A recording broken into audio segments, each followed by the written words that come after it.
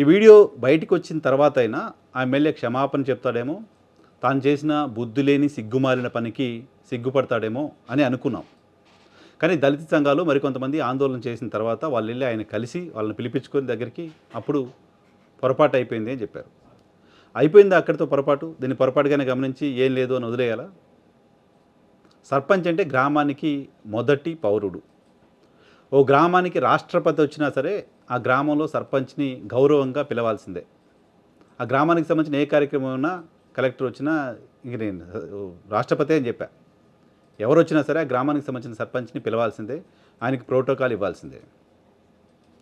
So ఒక సర్పంచ్ కులం ఆధారంగా ఆయన ఎక్కడ నిలబడాలో, ఆయన్ని పిలవాలో వద్దో ఆధిపత్య వర్గాలకు సంబంధించిన రాజకీయ పార్టీల నేతలు డిసైడ్ చేస్తారా? ఇంకా ఏ రకమైన ప్రజాస్వామ్యం ఉంది? ఏ రకమైన రోజుల్లో మనం ఉన్నాం? ఆన్ డయాస్ మీద ప్రజలందరి సమక్షంలో గ్రామంలోనే మీరు ఆ రకమైన డిస్క్రిమినేషన్ చూపించారంటే మీ మనసులు ఎంత కుళ్ళిపోయి ఉన్నాయి, మీ మనసులో ఎంత నీచత్వం ఉందో అర్థమవుతోంది. ఆ సర్పంచ్ కాళ్ళు కడిగి నెత్తిన చల్లుకొని ఉంటే ఆ ఎమ్మెల్యేని అభినందించేవాళ్ళం. చేసిన పొరపాటుకి అది సరైన శిక్ష అయ్యేది.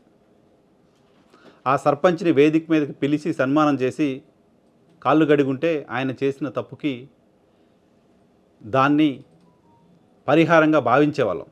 అలా కాకుండా దళిత సంఘాల నాయకులందరినీ పిలిపించుకొని సారీ అని చెప్పి పంపించేస్తే అయిపోయిందా?